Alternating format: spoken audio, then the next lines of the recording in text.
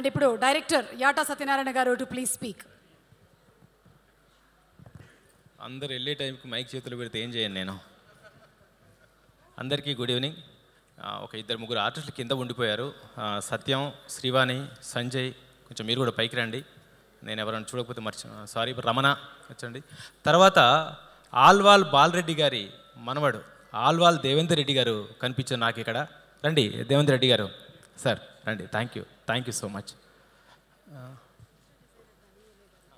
అన్నా దనియేలే అన్న, రా అన్న, నీ దండం పెడతాను, రా రా. తర్వాత తమ్ముడు కాజా కనిపించాడు ఇక్కడ. కాజా పాషా తమ్మి రా తమ్మి. వీళ్ళంతా సైనికులు, మా వెనక ఉన్న సైనికులు వీళ్ళంతా తమ్మి. సరే, ఇంకా నాకు ఎవరు కనిపించట్లేదు లైట్లకి, క్షమించండి. ఎక్కడి నుంచి మొదలు పెట్టాలో అర్థమవుతలేదు, ఎందుకంటే టైం అయిపోయింది. మణికంఠ ఎక్కడో ఉన్నమాట, రాయ్యా మణికంఠ, రాయ్యా. Okay, thank you so much. ముందుగా నన్ను కన్నా తల్లిదండ్రులని స్మరించుకుంటూ, మర్చిపోయాను, మాస్టర్ సతిన్ శ్రేయాస్ యాట, మాస్టర్ సాయి శ్రీయాని యాట, మీరు కూడా ఆర్టిస్టులే, రండి రండి అన్న. నన్ను కన్నా తల్లిదండ్రులను స్మరించుకుంటూ, నన్ను భరిస్తున్న నా భార్యని, నా పిల్లల్ని గుర్తు చేసుకుంటూ ఈ స్పీచ్ స్టార్ట్ చేస్తున్నాను. నేను ఇండస్ట్రీకి రావాలనుకున్నప్పుడు ఖైరతాబాద్ నియోజకవర్గంలో జర్నలిస్ట్గా పనిచేస్తున్నప్పుడు, నేను సినిమా అవకాశాల కోసం తిరుగుతున్నప్పుడు ముందుగా నన్ను ఈ ఇండస్ట్రీలో అడుగుపెట్టింది సుఖవాసి హరిబాబు గారు. ఆయనకి నా పాదాభివందనం. నాకు ఓనమాలు నేర్పించింది కొబ్బరి బొండం సినిమా డైరెక్టర్ కాట్రగడ్డ రవితేజ గారు. ఆయనకి నా పాదాభివందనం. ఆ తర్వాత మా గురువు గారు, నా గాడ్ ఫాదర్, నా దేవుడు, నా తండ్రి, 20 సంవత్సరాలు నన్ను ఒక శిల్పంగా చెక్కిన రాఘవేంద్రరావు గారికి పాదాభివందనం. ఆ తర్వాత నన్ను ఒక క్రియేటర్గా మార్కెట్లో నిలబెడితే, నన్ను ఒక ఆర్థికంగా నిలబెట్టిన నా సొంత అన్నలు, బాహుబలి ప్రొడ్యూసర్స్ శోభు యార్లగడ్డ గారు, దేవినేని ప్రసాద్ గారు. ఈరోజు నేను ఆర్థికంగా సుఖంగా హాయిగా నిలబడ్డానంటే వాళ్ళే కారణం. శోభు గారు, ప్రసాద్ గారు ఫస్ట్ ఇండస్ట్రీకి వచ్చినప్పుడు మా రాఘవేంద్రరావు గారు, అరే నా మేనల్లుడు రా, కొంచెం జాగ్రత్త అని నాకు జాగ్రత్తలు చెప్పారు ఆయన గురించి. పల్లకిలో పెళ్లి కూతురు అని ఒక సినిమా చేసినప్పుడు మేము ట్రైన్లో వెళ్తూ ఉంటే, నేను, సుచిత్ర మేడం, శోభు గారు, అన్నం వచ్చిన తర్వాత ఎవరో అందించే వాళ్ళు 2 ప్లేట్లు ఇచ్చారు. ఒక ప్లేట్లో సుచిత్ర మేడం తింటున్నారు, ఇంకొకే ప్లేట్ ఉంది. శోభు గారు, మా ప్రసాద్ గారు, రావయ్యా ఏం కాదు అని చిన్న ప్లేట్లో అటు నుంచి ఆయన, ఇటు నుంచి నేను తింటూ రాజమండ్రి, విజయవాడ వరకు వెళ్ళిపోయాం. రాఘవేంద్రరావు గారి అక్క కొడుకేనా ఈయన, లేకపోతే నా అన్ననా అనుకున్నాను. నిజంగా నా కాళ్ళు తోబుట్టువులే. ఆ తర్వాత నేను ఒక క్రియేటర్గా, నేను ఒక మార్కెట్లో మంచి పేరు సంపాదించుకున్నాక మళ్ళీ నాకు పరిచయమైన నా పెద్దన్న గూడూరు నారాయణ రెడ్డి గారు, నువ్వు క్రియేటర్గా నిలబడ్డావు, ఆర్థికంగా నిలబడ్డావు, కానీ నీ గోల్ని నిరూపించుకోవాల్సిన అవసరం ఉంది. కాబట్టి నాకు అసలు సినిమాలంటే ఇష్టమే లేదు, నాకు సినిమాలంటే కోపం, చికాకు, అయినా సరే మనం ఒక సినిమా చేద్దాం, మన చరిత్ర చేద్దాం, మన ఘన చరిత్ర చేద్దాం, మన ప్రాంత చరిత్ర చేద్దాం, తెలంగాణ చరిత్ర చేద్దాం, హైదరాబాద్ సంస్థానంలో జరిగిన అన్యాయాల మీద సినిమా మనమే చేద్దాం అని నాకు అవకాశాన్ని కల్పించి, ముందు 10 కోట్లు 12 కోట్లు ఇస్తాను, అంతకంటే ఎక్కువ ఇవ్వను అన్న గూడూరు నారాయణ రెడ్డి గారు నా పక్కకు కూర్చొని డైరెక్షన్ చేస్తుంటే స్క్రీన్లో చూస్తూ, లేదు నాకు క్వాలిటీ నచ్చట్లేదు, నా చరిత్ర క్వాలిటీగా కనిపించాలి, నా చరిత్ర ప్రపంచ దేశాల్లో వినిపించాలి, నువ్వు డబ్బుకి ఎక్కడ భయపడకు అని ఆ రోజు నుంచి ఈరోజు మార్నింగ్ వరకు ఎక్కడి నుంచి 10 రూపాయలు వచ్చిన సినిమాకే పెట్టారు తప్ప ఇక దేనికి పెట్టలేదు. అందుకనే ఈరోజు ఈ సినిమా ప్రపంచ జనాభా గుండెల్లో హైదరాబాద్ చరిత్రను మారుమోగించబోతుంది. No doubt. చూడండి, ఇదొక సునామీలాగా చరిత్రలో నిలబడిపోతుంది. సినిమా చరిత్రలో, ప్రపంచ సినిమా చరిత్రలో ఉండే 10 సినిమాల్లో రజాకారు ఒక సినిమా కాబోతుంది. అది సత్యం. నేను డైరెక్టర్ అయినందుకు చెప్పట్లేదు.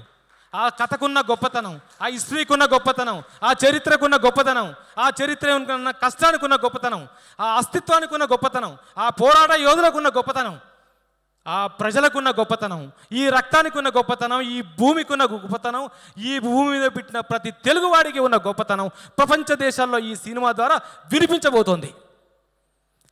ఇంకా నాకు చాలా స్పీచ్ ఇవ్వాలని ఉంది, చాలా చెప్పాలని ఉంది. బట్ అందరూ నిల్చొని ఉన్నారు, వెనక నుంచి నాకు గన్లు పెట్టారని భయం వేస్తుంది. అన్న మీరందరూ ఇక్కడికి వచ్చారు.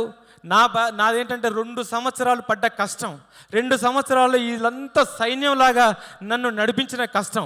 కాబట్టి నేను అందరినీ గుర్తు చేసుకోకపోతే నేను చరిత్రహీనుడిని అవుతాను. కాబట్టి నన్ను క్షమించండి, కాసేపు మిమ్మల్ని నిల్చోబెడతాను. నేను గుర్తుపెట్టుకోను, నేను నా వాళ్ళని గుర్తుంచుకోవాల్సిన అవసరం నాకు ఇప్పుడు ఉంది. ప్లీజ్ అన్న క్షమించండి. ముఖ్యంగా ఇక్కడికి మమ్మల్ని ఆశీర్వదించడానికి వచ్చిన మా ముందు తరం సినిమా పెద్దలు, అండర్లైన్ చేసుకోండి, మా ముందు తరం సినిమా పెద్దలు రాకేష్ రెడ్డి గారు, వెంకటరమణారెడ్డి గారు, వీళ్ళు మీకు పొలిటికల్ లీడర్స్లాగా కనిపించారు, కానీ వాళ్ళకు కూడా సినిమా రక్తంతో సంబంధం ఉంది. రాకేష్ రెడ్డి గారు మా హీరో గారు, మీకు తెలీదు, హీరోగా ఆయన సినిమా చేశారు, తర్వాత బిజినెస్లోకి వెళ్ళారు, తర్వాత రాజకీయాల్లోకి వెళ్ళారు. అన్న ప్రేమకైతే సినిమాలో చేయాల్సింది, కానీ ఆయనకు సినిమా కంటే అక్కడ దాకా వచ్చి నటించే టైంకు నాకు ఇది కాదు ప్రజాసేవ కావాలనుకున్నారు. అందుకనే ఒక్క రూపాయి పోయకుండా, ఒక్క ముక్క వేయకుండా, ఒక్క సారబోటు వేయకుండా 2000 మంది మహిళల్ని రోడ్డు మీద నిల్చోబెట్టి వాళ్ళ ఇంటిని రోడ్డు కోసం దానం చేసి 2 సీఎంలని ఓడించి కామారెడ్డిలో ఈరోజు ఎమ్మెల్యే గెలిచారు. కాబట్టి ఇంత పెద్ద మేధావులు, తర్వాత శోభాలత గారు, ఈరోజు శోభాలత గారు హైదరాబాద్ ఓల్డ్ సిటీలో కాషాయపు జెండా రెపరెపల్ని వినిపించబోతున్నారు. అలాంటి శోభాలత గారు ఆశీర్వాదం. తర్వాత మా నారాయణమూర్తి అన్న సినిమాలు చూస్తూ పెరిగాను, నారాయణమూర్తి అన్న ఆవేశాన్ని చూస్తూ పెరిగాను. అందుకే ఇప్పుడు నాకు ఆవేశం వస్తూ ఉంది. నారాయణమూర్తి అన్న ఎర్ర సైన్యం సినిమా మీద నా జర్నలిస్ట్గా ఉన్నప్పుడు నేను ఆ సినిమా రివ్యూ రాశాను. ఆ తర్వాత మీరందరూ కొందరు గుర్తించలేకపోయారు. నారాయణమూర్తి అన్న వీర తెలంగాణ అనే సినిమా చేశారు. ఆ వీర తెలంగాణ సినిమా చరిత్ర కూడా ఈ రజాకార్ చరిత్రనే, ఈ కాసిం రజ్వీ చరిత్రనే, ఈ నైజాం చరిత్రనే, ఈ హైదరాబాద్ చరిత్రనే. అది నారాయణమూర్తి అన్న ఉన్న గొప్పతనం. తర్వాత ఇక్కడ ఉన్న వాళ్ళందరూ, మా ఆర్టిస్టులు అందరూ, తర్వాత మర్చిపోయాను మా ఆల్వాల్ దేవేందర్ రెడ్డి గారు, ఇతను ఆల్వాల్ బాలరెడ్డి గారు, మీరు పాటలు విన్నారు. అందులో ఆల్వాల్ బాలరెడ్డి గారి మనవడు. నాకు ఫోన్లో మాకు ఇంతవరకు పరిచయం లేదు, నేను కూడా ఈరోజే చూస్తున్నాను, కానీ ఫోన్లో మాకు పరిచయం, నాకు చాలా సలహాలు ఇస్తుండేవారు. తర్వాత మా సురేష్ కొచ్చాటిల్ గారు, మా రెడ్డి గారి కథ వినగానే ముందు చెప్పించిన వ్యక్తి సురేష్ కొచ్చాటిల్ గారికి. ఆయన నా కథ విని నాకు అప్రిషియేట్ చేశారు, నా సినిమా ముందు కదలడానికి ఆయన సహకరించారు. తర్వాత శ్రీరామ్ గారి జర్నలిస్ట్ గారు, ఆయన నాకు సపోర్ట్ చేశారు. వీళ్ళ తర్వాత నేను కథ అనుకున్నప్పుడు నాకు చిన్ననాటి మిత్రులు టీవీ రైటర్స్ ఉండేవాళ్ళు, శ్రీకాంత్ సత్యం అని, వాళ్ళు నాకు మొదట్లో హెల్ప్ చేశారు. ఆ తర్వాత నా డైరెక్షన్ డిపార్ట్మెంట్, నా సైన్యం, మహిదర్, హేమంత్, శివ, శ్రీను, రాజు, ఈశ్వర్ రెడ్డి, గుహన్, ఒక అమ్మాయి ఒక 2 నెలలు వచ్చి చేసి వెళ్ళిపోయింది, రాఘవి, అందరూ నా సైన్యం నాకు హెల్ప్ చేశారు, నా వెంట నిలబడ్డారు. ఆ తర్వాత మా ఆర్ట్ డిపార్ట్మెంట్ మన తిరుమల, తర్వాత అతని పేరు అతను మధ్యలో వచ్చి వెళ్ళిపోయారు, రాజు, బంగారు రాజు. తర్వాత costumes Seenu, costume to designer Pooja, తర్వాత మేకప్ మా నల్ల శ్రీను, మా సాయి, తర్వాత మా ఎడిటర్ తమిరాజు, తారక్, మా మ్యూజిక్ బీమ్స్, కింగ్, ఈరోజు సినిమాకి కింగ్ అతను. ఎంత రాక్షసుడంటే నేను కాపీ అందించాలి, కాపీ వెళ్తుందో లేదో నేను టెన్షన్ పడుతుంటే అర్ధరాత్రి నేను, తమ్మిరాజు, నా టీము, నా మేనేజర్స్ అందరు కూర్చొని వర్క్లో ఉంటే, సార్ ఒక్క నిమిషం ఆగండి నేను ఇంకొక మళ్ళీ పాడిస్తానని 1 గంటకు 4 కోరస్ ఆర్టిస్టులను పిలిపించి పాడించబోతుండగానే ఆ సిస్టమ్ ఆగిపోయింది. అప్పుడు నైట్ ఇంకొక స్టూడియో బుక్ చేసి అక్కడికి వెళ్ళి మళ్ళీ పాడించి మొత్తం నిన్న నైట్ దాకా నన్ను సంపుకు తిన్నాడు. సూపర్ ఆర్ఆర్ ఇచ్చాడు బీమ్స్. వాళ్ళ మేనేజర్ మాల్య అడిగడుగున నాకు గుర్తు చేస్తూ నాకు సపోర్ట్ చేస్తూ ఉండాడు. ఇంకొక విషయం, అక్కడ సౌండ్ ఇంజనీర్ మస్తాన్ అలీ, ఒక ముస్లిం బిడ్డ. ఎంత విషయం ఉంది ఆ అబ్బాయిలో, ఎంత టాలెంట్ ఉందంటే బీమ్స్ కూడా అప్పుడప్పుడు సలహాలు ఇస్తాడు, అంత గొప్పడా కుర్రాడు. అట్లా ఆ తర్వాత ఎడిటర్ తమిరాజు గారు ఇప్పుడు రాజమౌళి గారితో మహేష్ బాబు సినిమా చేస్తున్నారు. నాకు అడుగడుగున సపోర్ట్ చేశారు. ఆ తర్వాత నా ఆర్టిస్టులు రాజార్జున్ గారు, తేజ్ సప్రో గారు, మకరంద్ దేశపాండే గారు, తర్వాత బాబీ సింహ గారు, వేదిక గారు, తర్వాత అనుశ్రియ త్రిపాఠి గారు, ఇంద్రజ గారు, అనసూయ గారు, ప్రేమ గారు, చందు నాయర్ మలయాళ ఆర్టిస్టు, అందరూ ఇక్కడున్న మా సత్యం, మా శ్రీవాణి, తర్వాత మణికంఠ, రమణ, సందీప్, సారీ, అందరూ కూడా ప్లీజ్ నేను ఎవరైనా మర్చిపోతే నన్ను క్షమించండి. అందరూ నాకు సహాయం చేశారు. తర్వాత ఇంకా నాకు గొప్పగా ఫీల్ అయింది ఏంటంటే రావి నారాయణ రెడ్డి గారి మనవరాలు, మా ఆడపడుచు, మా భువనగిరి ఆడపడుచు ఈరోజు ఇక్కడికి వచ్చి మాకు ఆశీర్వదిస్తున్నారు. నాకు చాలా చాలా హ్యాపీగా ఉందమ్మా. Thank you so much. తర్వాత మా డిజైనర్ ధనీ ఏలే నేను 10th క్లాస్ చదువుకునేటప్పుడు మా ఊర్లో మా అక్కని పెళ్లి చేసుకున్నాడు. ఇప్పుడు నా సినిమాకి డిజైన్ చేస్తూ నన్ను మార్కెట్లో నిలబెడుతున్నాడు. అన్న థ్యాంక్ యూ సో మచ్. ఆ తర్వాత నా తమ్ముడు కాజా పాషా, నా ఇంట్లో నా రూమ్లో ఉంటే నా రూమ్ అంతా కడిగిచ్చా ఒకరోజు. తమ్మి నా రూమ్ అంతా కడుగు అని. కడిగితే రూమ్ కడగడం మానేసి నంది అవార్డు పెట్టుకొని కూర్చున్నాడు ముందు. ఏం తమ్మి అంటే నాకు ఎప్పుడు వస్తుందో అన్న నంది అవార్డు, వస్తే బాగుండు అనుకున్నాడు. కట్ చేస్తే 3 సంవత్సరాలలో 3 నందులు కొట్టాడు తమ్ముడు నాటకంలో. ప్రతి డైలాగ్ ఎక్కడ నాకు భాష పోతుందో భాష రాదు అని నా తమ్ముని నా పక్కకు పెట్టించుకున్నాను. తర్వాత అక్కడ సౌండ్ ఇంజనీర్ దేవేందర్ అడుగడుగున తెలంగాణ స్లాంగ్ నాకు వినిపిస్తూ నాకు చేశాడు. ఆ తర్వాత ఇక్కడ అందరూ హిందూ ముస్లిం అంటారు.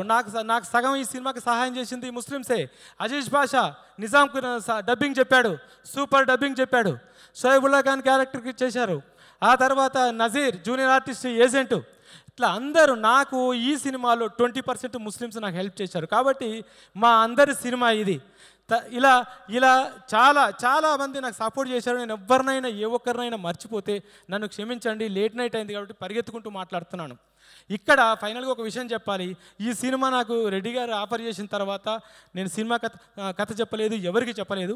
చెప్పిన తర్వాత సారీ నేను మర్చిపోయాను. నా మేనేజర్స్ స్టార్టింగ్ రాము దగ్గర నుంచి అరవింద్, వెంకట్, స్వామి, నాగార్జున, ఏడుకొండలు, రామ్జీ, అబ్బాయి మాలేసుకున్న అబ్బాయి రాజు, వెంకట్, వీళ్ళందరూ అడుగు నాకు సపోర్ట్ చేశారు. తర్వాత మా అంజిరెడ్డి నాకు ఒక రైట్ హ్యాండ్ లాగా, ఒక పిల్లర్ లాగా వెనక నాకు ఏ టెన్షన్ వచ్చినా కూడా, రెడ్డి గారు ఏ టెన్షన్ పడ్డా కూడా మా ఇద్దరి మధ్యలో ఒక అనుసంధానం చేస్తూ ఈ సినిమాను ముందుకు నడిపించాడు. ఇంకో గొప్ప విషయం, ఇక్కడ గొప్ప వ్యక్తి గురించి చెప్పాలి. మా ప్రణయ్ గోల్డ్ స్పూన్తో పుట్టిన బిడ్డ. మా నారాయణ రెడ్డి గారి ఏకైక ముద్దుల బిడ్డ. ఎంత హాయిగా ఎంత హ్యాపీగా ఇలా జల్సాలు చేసుకుంటూ తిరగచ్చు. మా ప్రణయ్కున్న గొప్పతనం ఏంటంటే ఈ సినిమా సబ్జెక్ట్ని మొత్తం వంట పట్టించుకొని ఈ సినిమాతో పాటు ఈ చుట్టూ చరిత్రను కూడా వంట పట్టించుకొని ఎక్కడికి వెళ్ళినా తను చెప్పేస్తుంటాడు. నన్ను పక్క అంకుల్ మీరు నన్ను అంకుల్ అంటాడు. ఎందుకంటే మేమిద్దరం అన్నదమ్ములాగా ఉంటాం కాబట్టి ఆయన నన్ను అంకుల్ అంటారు. నిజానికి ఆయన నా తమ్ముడు లాంటోడే. అట్లా ఎక్కడికి వెళ్ళినా, ఈవెన్ సెన్సార్ ఆఫీస్కి మేమిద్దరం వెళ్తే మేడంకి తెలుగు రాదు, నాకు ఇంగ్లీష్ రాదు. మొత్తం మా ప్రణయే చెప్పేశాడు. మేడం ఆశ్చర్యంగా ఫస్ట్ ప్రొడ్యూసర్ మొత్తం చెప్తున్నారు మీరు, వేరే ప్రొడ్యూసర్స్ పక్కకు కూర్చుంటారు, డైరెక్టర్లు రైటర్లు మాట్లాడతారు అని మా ప్రణయ్ని అప్రిషియేట్ చేస్తుంటే నా తమ్ముని చూస్తున్న ఆనందం నాకు కలిగింది. ప్రణయ్ నువ్వు అడుగడుగునా నాకు సహాయం చేశావు. Thank you so much. ఇంకా ఎవరన్నా మా శ్రీకాంత్ పాపం మేమందరం డేలో పనిచేస్తే తను నైట్ వచ్చి పనిచేస్తాడు, ఎందుకంటే మేము డిస్టర్బ్ చేస్తామని. కాబట్టి శ్రీకాంత్ థ్యాంక్ యూ, నీకు నీ అసిస్టెంట్కి థ్యాంక్ యూ సో మచ్. నాకు అన్నం పెట్టిన మా సూర్య, మా చందుగాడు, నా డ్రైవర్ రాజు, ఇంకొకరు, అందరిని మర్చిపోతే ఐఎమ్ సారీ, ఏమీ అనుకోద్దామా. అందరికీ నా థ్యాంక్స్. మీరు లేకపోతే ఈ సినిమా లేదు, నేను లేను. Thank you so much. అదే బాయ్స్. ఇంకా నా ఫ్యామిలీ గురించి చెప్పాలి. ఒక్క క్షణం చెప్పి నేను ఆగుతాను. ఈ సినిమా వచ్చిన తర్వాత నేను సినిమా కమిట్ అయ్యి షూటింగ్కి వెళ్ళేంతవరకు మా ఆవిడకి చెప్పలేదు. ఎందుకంటే మా ఆవిడ కొంచెం మోడర్న్ థాట్స్తో ఉంటుంది. ఈ ఊర్లు కష్టాలు ఇవన్నీ చెప్తే ఎంతవరకు ఉంటుంది ఏంటో తెలియదు. కానీ ఒకానొక రోజు నిదానంగా రెడ్డి గారు ఫోన్ చేశారు. నైట్ 11:30 12 మాట్లాడుతుంటే ఏంటి అంటే, రెడ్డి గారు నేను సినిమా చేస్తున్నాం రజాకార్ అన్న, టైటిల్ బాగుందే అన్నది. అనగానే ధైర్యం వచ్చింది. ఓకే ఈ అమ్మాయి కూడా నచ్చుతుంది, నాకు టెన్షన్ లేదని. ఆ తర్వాత నిజానికి ఇంతవరకు కథ చెప్పలే నేను, ఎందుకంటే ఇంతవరకు కథ చెప్తే మళ్ళీ లీక్ చేస్తుందని భయంతో. యాంకర్ కదా తను, మళ్ళీ తన ఛానల్లో రాసుకొని మా ఆయన ఈ కథ చెప్పలేదు. అయితే పోస్టర్ రిలీజ్ అయిన తర్వాత ఒక చిన్న ఇన్సిడెంట్ జరిగింది. ఇంతవరకు ఎవరికి చెప్పలేదు. కొన్ని బెదిరింపు మెసేజ్లు వచ్చినాయి, కొన్ని ఇలా వచ్చినాయి. అప్పుడు కొంచెం భయపడ్డది ఆ అమ్మాయి. ఏంటి ఇలా జరుగుతుంది అన్నది. ఏమవుతుంది సోని, చనిపోతాం అంతే కదా అన్న అనగానే ఒక్క క్షణం ఇలా అటెన్షన్గా చూసింది. అవసరమా అన్నది. అవసరమే సోని, నా గోల్ సినిమా, జీవితం అంతా ఎంజాయ్ చేశాను, నేను చేయాల్సింది సినిమా ఒకటే. సినిమా వచ్చింది, తర్వాత నా బాధ్యత చెప్పే అవకాశం వచ్చింది, నా చరిత్ర చెప్పే అవకాశం వచ్చింది. కాబట్టి నేను ఈ సినిమా చేస్తున్నాను. ఏ ఫోన్లు వచ్చినా, ఏ బెదిరింపులు వచ్చినా నేను భయపడను, నాకు నీకు సపోర్ట్ కావాలి అన్న. అంటే నీ గోలే అది కదా, అది లేకపోతే నీ గోల్ రీచ్ అవ్వవు కదా. ఏం కాదు, అన్నిటికీ దేవుడు ఉన్నాడు, నువ్వు మంచి చేస్తున్నప్పుడు ఏం జరగదు అని నా భార్య నాకు సపోర్ట్ చేసింది. నిజంగా తను సపోర్ట్ చేయకపోతే నేను భయపడేవాడినేమో, నా పిల్లలు ఏంటి, నా ఫ్యామిలీ ఏంటి అని భయపడేవాడినేమో. అఫ్కోర్స్ మా నాన్న పెంచిన రక్తం, మా నాన్న కమ్యూనిస్టు, నేను కమ్యూనిస్టు బిడ్డని, నేను ఒక జర్నలిస్ట్ని, సమాజంలో ఎదురుస్తూ బతికిన వాడిని. నాకు ఆ ధైర్యం ఉంది. కానీ ఎవరికైనా భార్య పిల్లలని ఒక సెంటిమెంట్ ఉంటుంది. ఎప్పుడైతే నా భార్య నాకు సపోర్ట్ చేసిందో ఇంకా నాకు టెన్షన్ లేదు. అలా అందరి సహకారంతో ఈ తర్వాత నా మీడియా మిత్రులు, ఎందుకంటే వాళ్ళందరూ నా బ్రదర్స్ కదా, నా ఫ్యామిలీ, నా మెంబర్స్, మా జర్నలిస్టు డైరెక్టర్ అయ్యాడని నన్ను పొగుడుకుంటూ చెప్తున్నారు. నా చిన్ననాటి స్నేహితులందరూ నన్ను కలిసి వెళ్ళిపోయారు, నాకు అప్రిషియేట్ చేస్తున్నారు. మా ఊర్లో March 15th రోజు కటౌట్ పెట్టి పండగ చేస్తున్నారు. అందరికీ నాకు ఈ సినిమా పరిశ్రమలో సహకరించిన అందరికీ కూడా పాదాభివందనం చేస్తూ thank you so much. Subscribe చేయండి. Please do subscribe to Please like, share and subscribe to top Telugu TV. Top Telugu TV. Top Telugu TV.